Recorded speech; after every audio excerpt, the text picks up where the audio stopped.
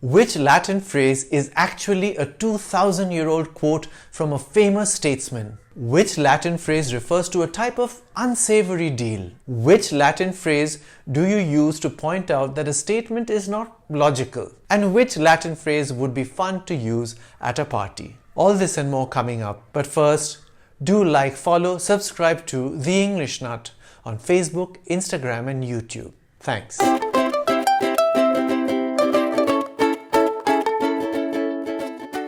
Veni, vidi, vici. This may just be the most famous Latin quote ever. It means I came, I saw, I conquered. Julius Caesar, the Roman leader, used this line more than 2000 years ago. There must be very few quotes that have endured this long. That too as a guest in other languages long after Latin stopped being a commonly spoken one. The only place Latin survives as an official language is Vatican City. It is used by the Holy See, the entity that governs Vatican City. Of course, though Latin is its official language, the main working language is actually Italian.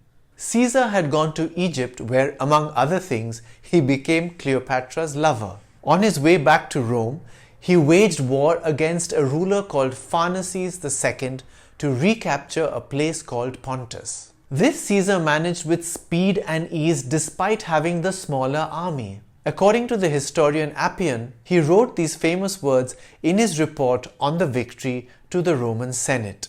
One reason this phrase has remained popular for so long is perhaps the way it sounds. Veni, vidi, vici. It has both alliteration and rhyme. Each of the words starts with V and ends with the E sound. And it rolls off the tongue quickly and smoothly, reflecting the way Caesar won his battle against Pharnaces, quickly and easily. The phrase also tells us that Caesar was a talented writer besides being one of the most famous political figures in history. His legend kept alive through Shakespeare's eponymous play and other works. A note on pronunciation.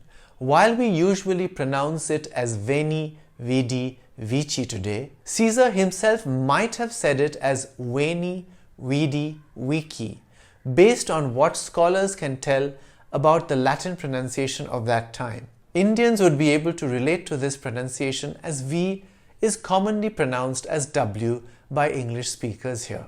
Another favorite Latin phrase is quid pro quo. It literally means something for something. The phrase usually refers to doing someone a favor in return for some advantage. There is something underhand about it. It is associated with villainous characters cutting sordid deals. While this was not coined by Caesar, one can imagine him using it.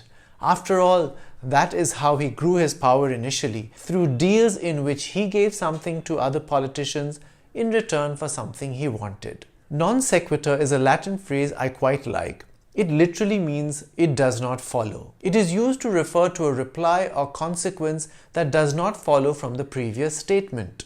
It came into English in the 16th century as a term used in the formal study of logic. If you say, for example, my English teacher is crazy, so all English teachers must be crazy. The second statement does not quite follow from the first one, does it? And I wonder which crazy English teacher you were talking about in the first place. Here's another non sequitur. Did you hear about that person from that community who did that evil thing? All people of that community are evil. Now, I hope that you don't get taken in by non sequiturs like this. Sometimes this kind of illogical logic is deliberately used by some people to achieve their own dastardly goals. Sequi is a form of the Latin verb sequor, meaning to follow. It has given rise to a number of English words. For example, the word sequel. This video is a sequel to my earlier video on Latin. Another word I used to tell you the meaning of non sequitur also comes from this verb, the word consequence, meaning the outcome that follows from an action. An interesting word that contains this Latin verb is obsequious. An obsequious person follows someone around in a servile manner. I spoke about the phrase Carpe diem, meaning seize the day, in another video. But I'm going to end this video with a twist on that classic. Carpe vinum, meaning seize the wine. Carpe means pluck. So the literal translation would be pluck the wine. Given that you pluck grapes to make wine, this translation actually seems more apt. It's just a fun phrase that has been coined in keeping with the rise in the popularity of wine drinking. So if you happen to be drinking Chardonnay with your friends, you could pour out some glasses of it and say Carpe vinum.